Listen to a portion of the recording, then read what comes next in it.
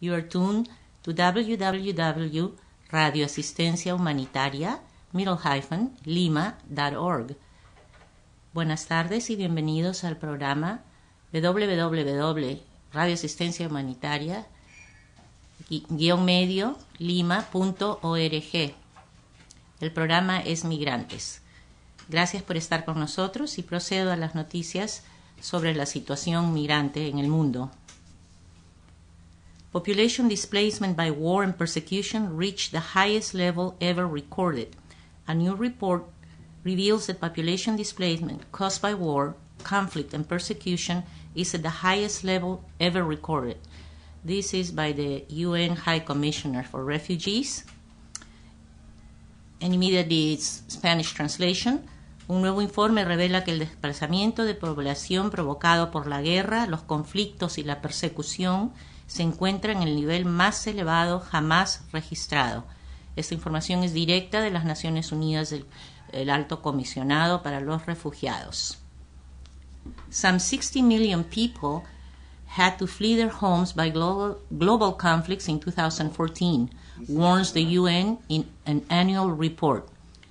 We have the capacity resources for all victims of the conflict, said UN High Commissioner for Refugees Antonio Gutierrez.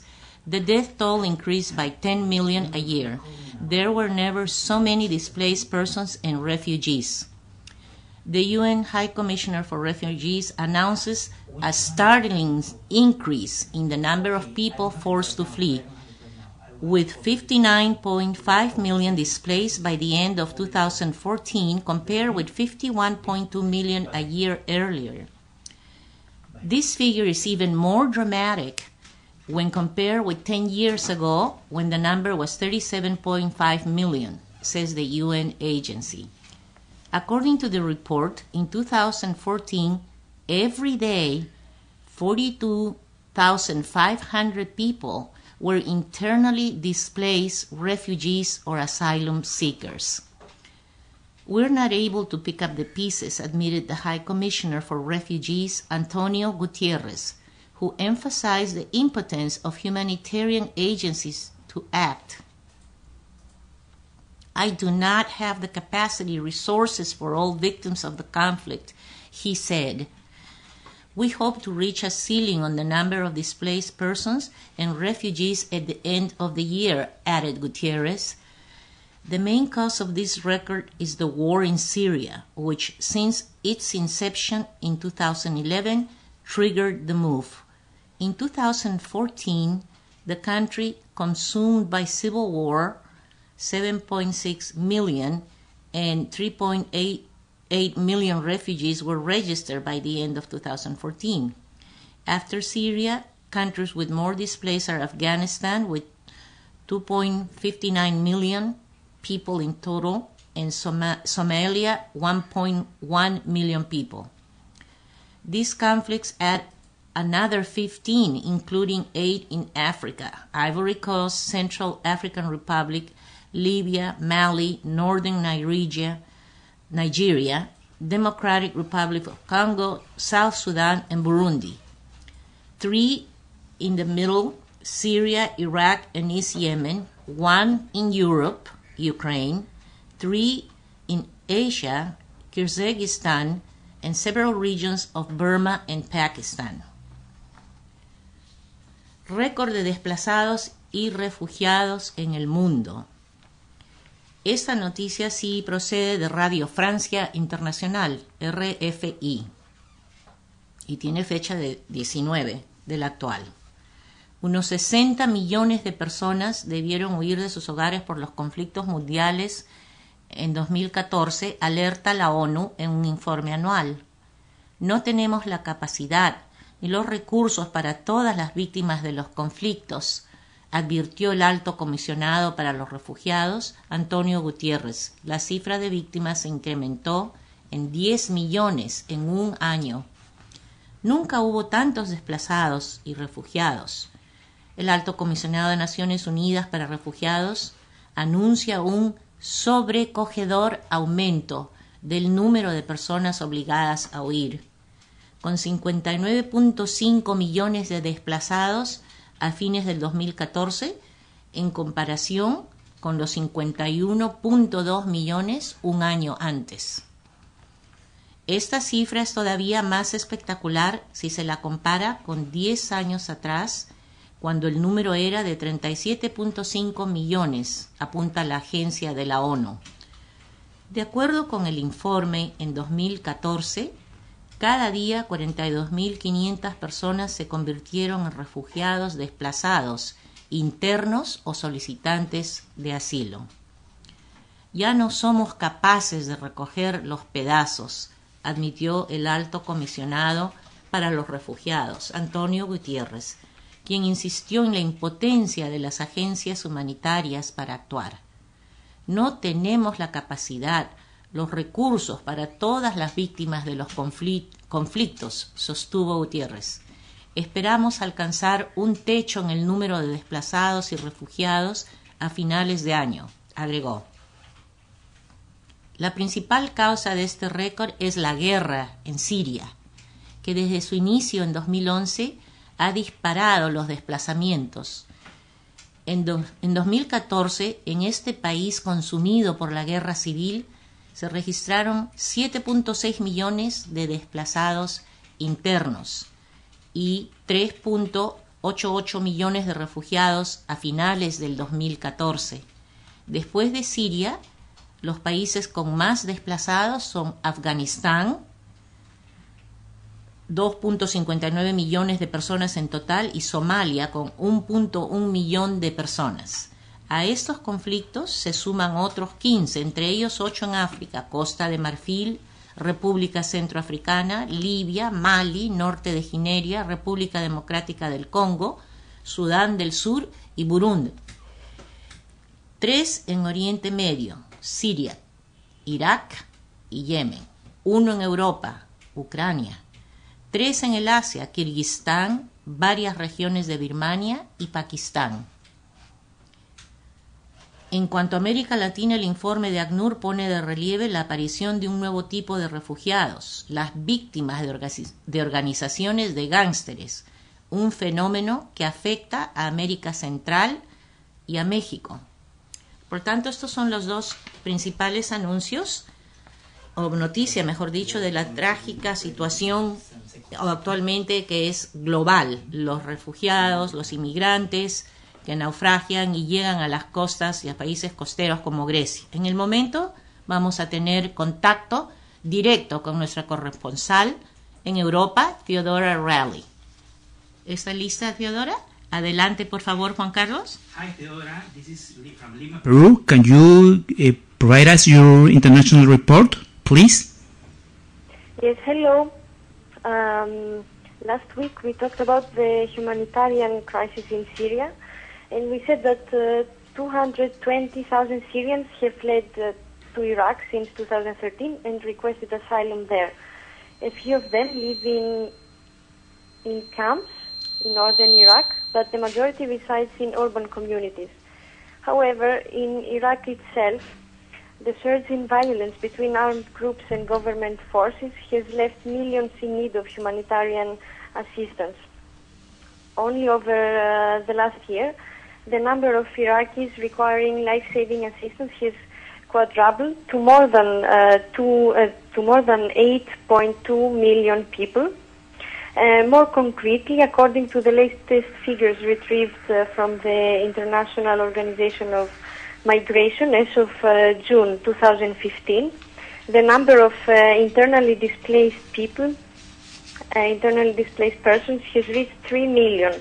So this means 1 out of 10 Iraqis have been forced in a way or another to move from their hometowns. Only last year, more than 1 million have been confirmed displaced in 3 distinct displacement waves, which followed 3 different conflicts in 3 cities, and took place in last January, last June, and in August. Looking into the future, according to UN officials, the number of refugees who urgently need food and water is expected to rise from 8 to 10 million by the end of the current year of 2015. Also, it is feared that the humanitarian crisis will worsen due to the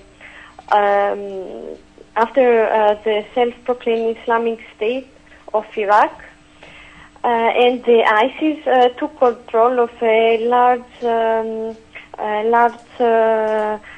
part of Iraq's province. The mainly parts of the country that have been affected are the west and the central parts. Unfortunately, in large parts of these areas, the humanitarian access is extremely difficult, and the presence of humanitarian organizations is low.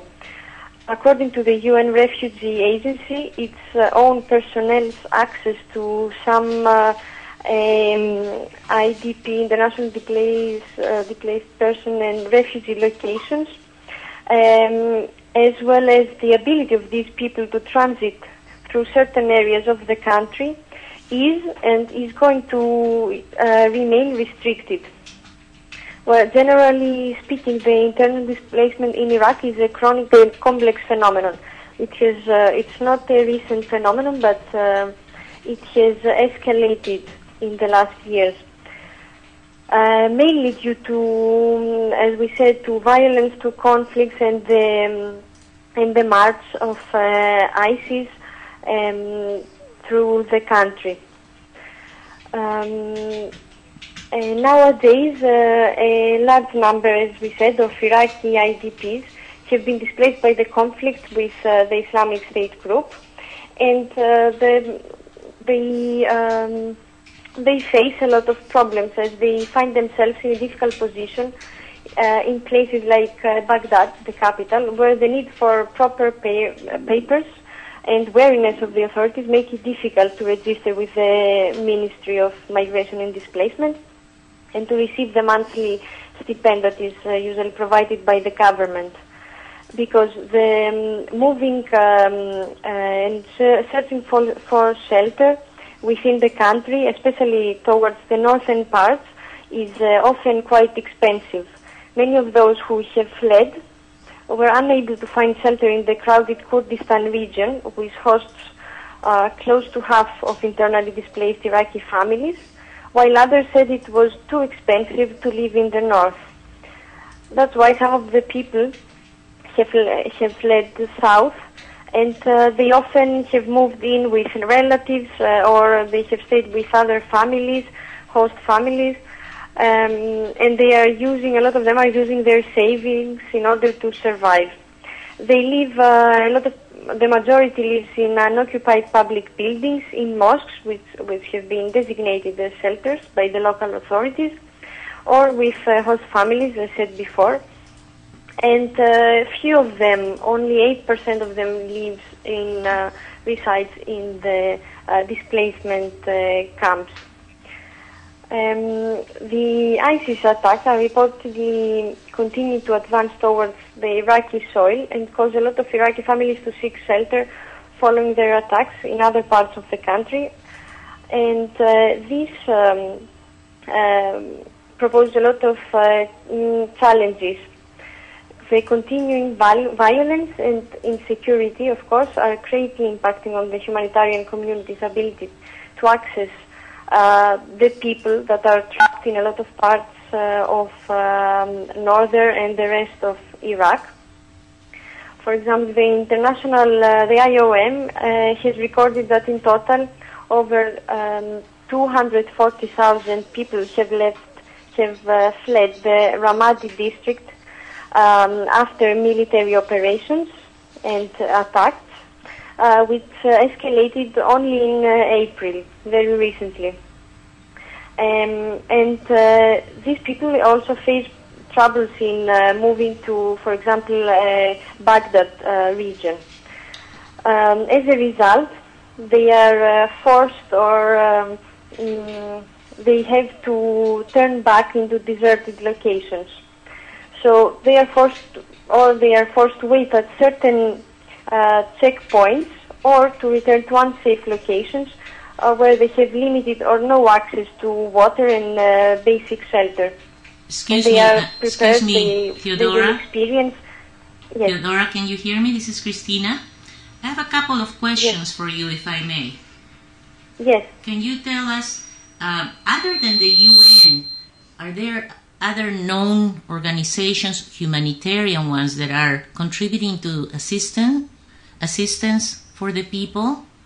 Anyone else, like Médecins Sans Frontières, Doctors Without Frontiers, or anyone else that is helping, pitching in?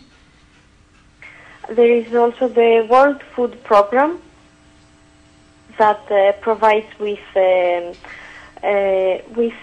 food supplies. And of course, there are also some governmental organizations. As said, it's a bit the access is certainly a bit difficult. But other organizations include the World Health Organization. Okay.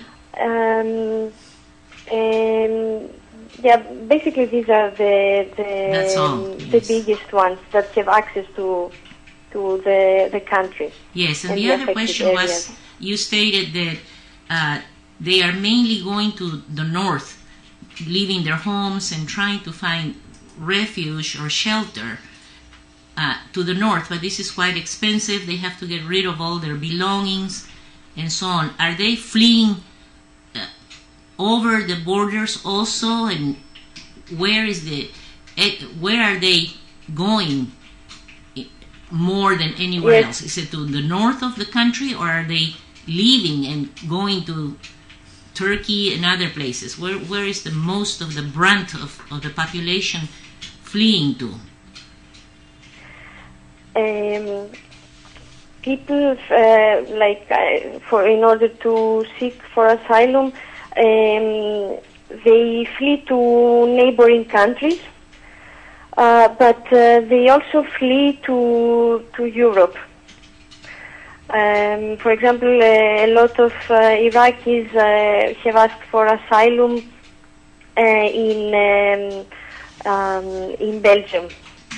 Belgium, okay. But also, as the Syrian refugees, they seek for shelter in the neighboring countries of the Middle East. Okay, I thank you, Theodora. And that continues to be the suffering of so many people, and the world is not knowing what to do anymore. And we had the intervention of from Rome, from Pope Francisco I, and I think his words were very strong, requesting that we get it together, I guess you could say, and do something more for the European Union to come together in more stronger ways to help the situation. And I thank you for participating in Migrants today, and we'll see you next week. Thank you. Thank you for the call. See you next week. Okay, and bye. Bye-bye. And this brings the program to a close today.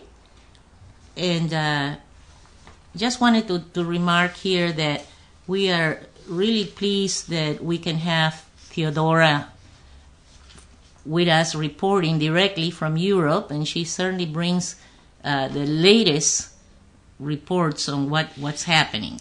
It seems to me that the worst of the situation is not being able to get the very basic, which is water, food. It's almost unconscionable that this can be going on with the kind of resources and technology that we have. I mean, we can make war anywhere, but what about helping the refugees? What about providing the basics and not letting so many die reaching the coast of Greece or France? And this has been a terrible situation this week. The news kept rolling that France had closed its borders and the people were just spread everywhere trying to just hang on to life by any means, like water. Basically, some were crying and screaming and just an awful situation. It's just heartbreaking, and something has to be done. We hope that you all are trying to do just a little bit, maybe by tuning into Radio Asistencia Humanitaria, _lima.org. Certainly, we will accept any comments, suggestions, so that our program can reach more people. And you can write to us, and we have a page in Facebook, and we are really looking forward to hearing from you. We appreciate your support in any way that can benefit the station. We're very happy to have you, and I'm happy to be here with you. Muchas gracias por estar con nosotros. Radio Asistencia Humanitaria les agradece sus sugerencias, sus contribuciones, que pueden darlas directamente por medio de la página web www.radioasistencia-lima.org. Muchísimas gracias por su atención y los vemos el próximo sábado. Adiós.